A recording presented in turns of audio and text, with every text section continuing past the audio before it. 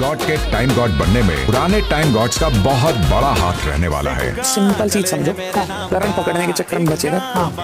बस करण को दोनों ब्लॉक करके रखो। ओके करण करण को तू नोट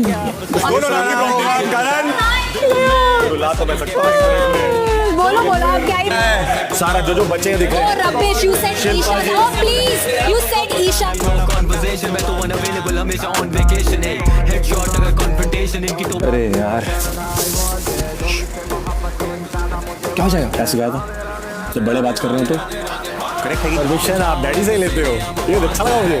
उंगली करेक्ट वाले लोग हैं ना, करेक्ट नहीं now we living up in their mind वो भी देख free है मैं असली में नो कैप बीटों पे जंगली हूँ नो कैप D2 में सनिक हूँ नो कैप